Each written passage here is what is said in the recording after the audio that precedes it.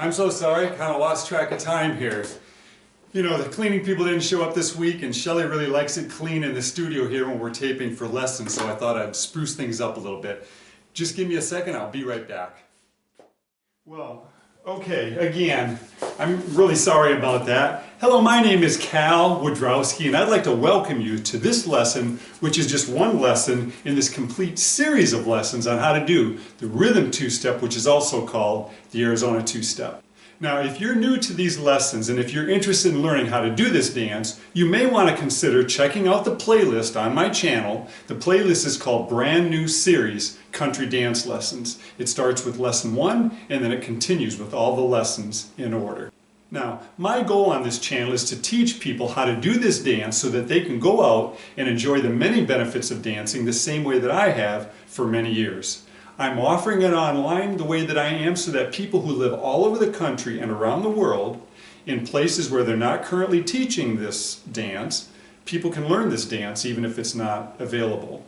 Also, I'm making it available online so that people who cannot afford dance lessons can also learn how to dance. Now, from time to time throughout these lessons, I've recited a quote or a saying which is somehow related in one way or another to dancing. I hope you don't mind, but I want to take about 1 minute and read just a little bit from this book called The Dancing Healers by Dr. Karl Hammerschlag. Dr. Karl Hammerschlag is a psychiatrist, a storyteller, a public speaker, and I don't think you'll mind me calling him a friend. So if you'll bear with my less than perfect reading, I'm going to read just one small paragraph in the back, and then I'm going to go back to just a little less than a page from inside the book. This fascinating account of a Yale-trained psychiatrist's 20-year experience with Native American healing interweaves autobiography with stories of the Native Americans who challenged his medical school assumptions about their methods. Santiago, also from Santo Domingo, had been admitted to the Santa Fe Indian Hospital with congestive heart failure. I didn't know that he was a Pueblo priest and clan chief. I only saw an old man in his 70s lying in a hospital bed with oxygen tubes in his nostrils. Suddenly there was this beautiful smile, and he asked me, "Where did you learn to heal?" Although I assumed my academic credentials would mean little to the old man, I responded almost by rote, rattling off my medical education, internship, and certification. Again, the beatific smile and another question, "Do you know how to dance?" Somehow touched by whimsy at the old man's query, I answered that, "Sure, I like to dance," and I shuffled a little along his bedside. Santiago chuckled, got out of bed, and short of breath, began to show me his dance. "You must be able to dance if you are to heal people," he said. "And will you teach me your steps?" I asked, indulging the aging priest. Santiago nodded. "Yes, I can teach you my steps, but you will have to hear your own music." Well, I sure hope that I didn't lose you by my little side trip here with reading out of that book. But not only do I think it's a good book, but I think dancing is also a metaphor for life. And Dr. Hammerschlag is partly responsible for my dancing in the first place, as he's the one who encouraged me to go out country dancing many years ago. I've not seen him for several years, and he has no idea that I'm quoting his book, but he did play an important role in my life. If you think I'm messed up now, you should have seen me before I met Dr. Hammerschlag. Well, with all that said, let's go ahead and get started. We're at a point in these lessons where we're ready to transition from beginner moves to intermediate moves.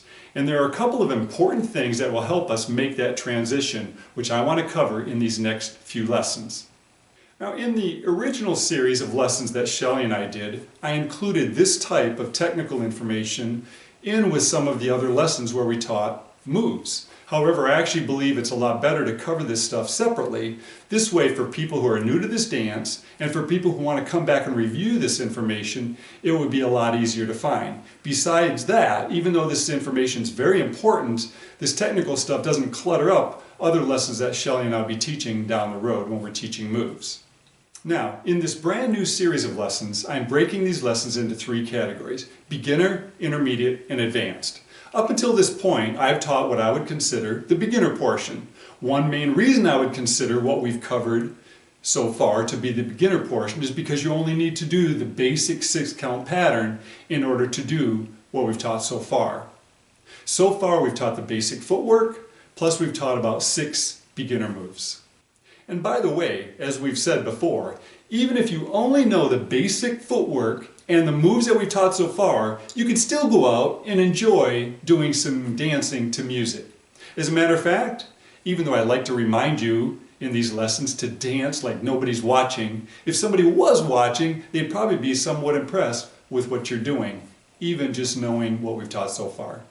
Now the category that we're about to transition into is intermediate. The moves that we teach in this intermediate category don't get a whole lot harder or trickier. To a large extent, what makes them different from the beginner moves is that you need to make some changes to the basic count and the basic footwork in order to do these moves. These things that I'm going to cover in the next 2 lessons are going to help us a lot as we move on. To some extent, if you understand these 2 things, the moves we teach in the upcoming lessons will be pretty easy to learn.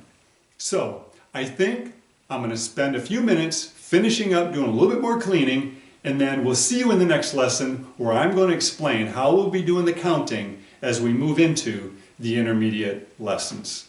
We'll see you in the next lesson.